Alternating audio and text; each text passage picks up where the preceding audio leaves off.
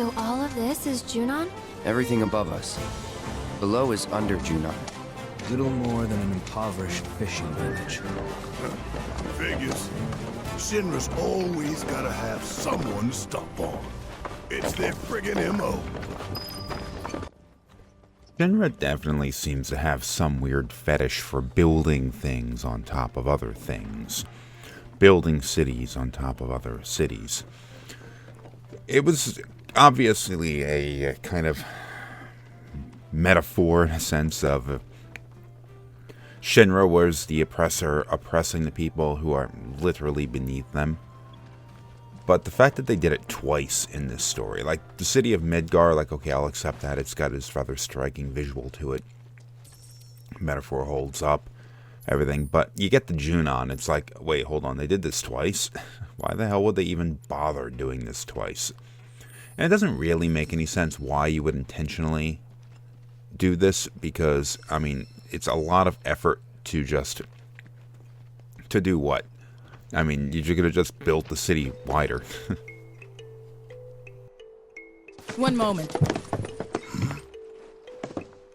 Welcome to Under Junon, our sunless oasis.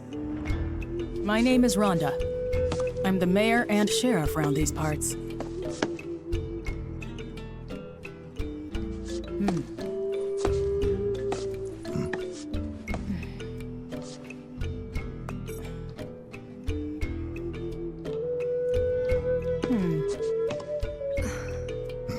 What?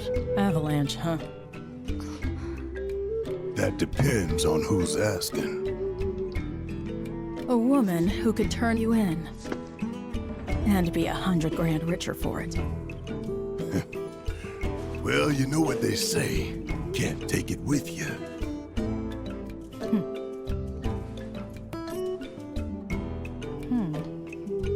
And Aerith to boot, huh? That's another $500,000 on top.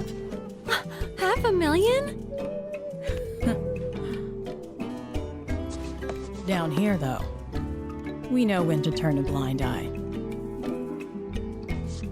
Consider our lips sealed. Sorry, but I call bullshit. Well, I don't think you would if you knew even half of what my town's been through. You don't like it? Leave. But over there, there's a quiet little inn where everyone's welcome. Any guys in black robes pass through? Not that I saw. Did see some black suits, though. 2 guys and a girl. Looked pretty tough. Well, well. They made a beeline right for the elevator. Now we're talking. No, don't even think about it. In case it isn't obvious, upstairs is Shinra turf. And the same goes for the elevator as well.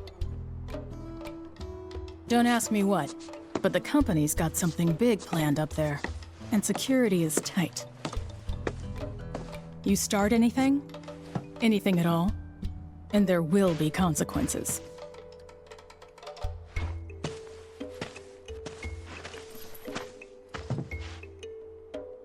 So we can't get into Junon proper yet, but you can explore the town underneath of it.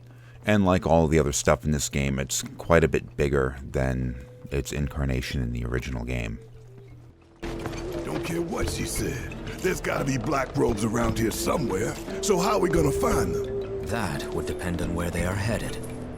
If they mean to continue west, there are only 2 ways off this continent. By sea or by air. Right.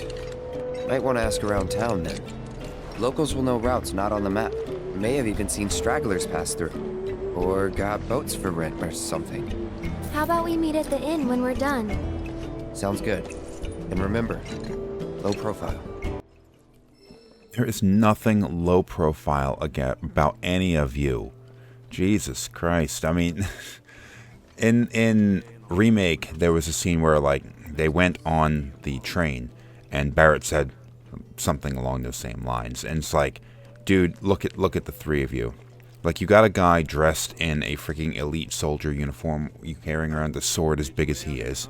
You have a giant Mr. T looking fella with a gun in place of an arm, And then you have Tifa, who's probably going to be attracting more attention than either of them.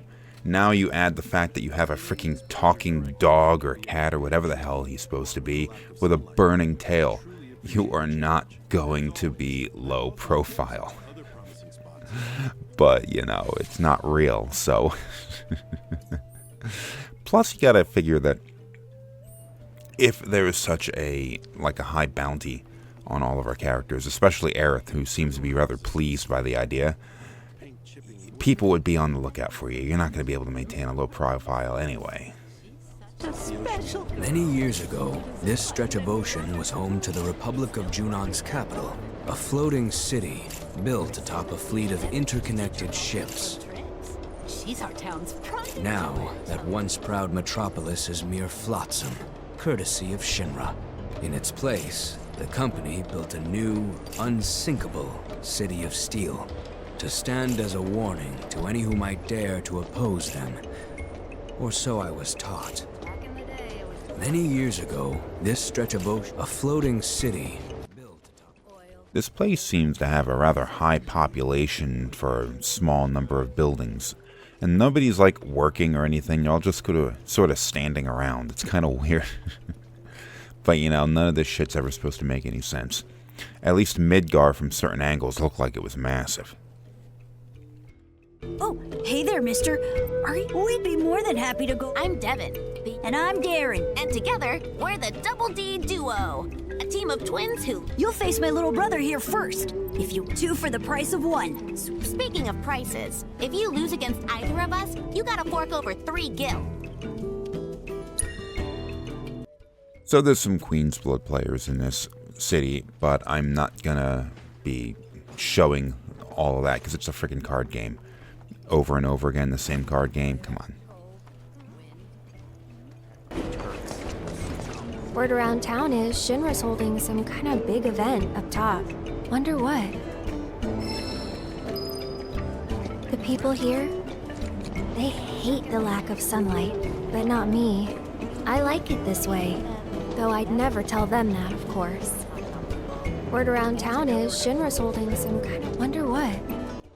I guess it's just a matter of comfort because Aerith had grown up in Midgar, which is, of course, a similar situation with a city over top of a town. And although it's not true that you can't see the sunlight in Midgar, just like it's not true that you can't see the sunlight in Junon. Like, look at that sunlight right out there. It would be a little bit disconcerting to have that kind of crap overhead all the time. And something that I'd always thought was a little bit... It was kind of perhaps proven untrue in Remake, but I always felt like there was no such thing as night in Midgard, because they always had these big lamps underneath of the city plate, shining down on everyone, which would just fuck you up if there was never nighttime. But, you know, that's just in my own head. Some fishing village this is ain't even allowed to take a rowboat out. Shinra's saying it's only a temporary prohibition, but people gotta eat. Anyway, short of stealing a boat and causing a scene, both us and our black-robed friends are SOL. Waters here used to be teeming with fish, practically jumping to your boat, way people tell it. But ever since the offshore reactor came online, only things caught in the nets are monsters, and I ain't talking tuna. Shinra just couldn't help themselves. Had to go and poison the sea, too. You know, I wonder if it's true that a Mako reactor does result in extra monsters or mutations or something like that.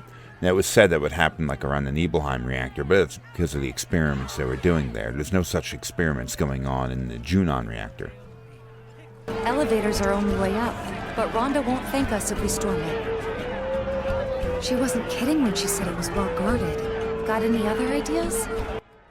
Though they did a similar thing here that they did with Calm, and we're probably going to see the same thing throughout the rest of the game. Every new town that we arrive in, there's going to be our characters just placing themselves around it in order to give you opportunities to go and talk to them and all that kind of stuff. Something I wish the original game had done, but I guess you didn't really see that kind of thing back then much. It does give you a lot more opportunities for character interactions, and I think that's a key thing when it comes to really fleshing out a character.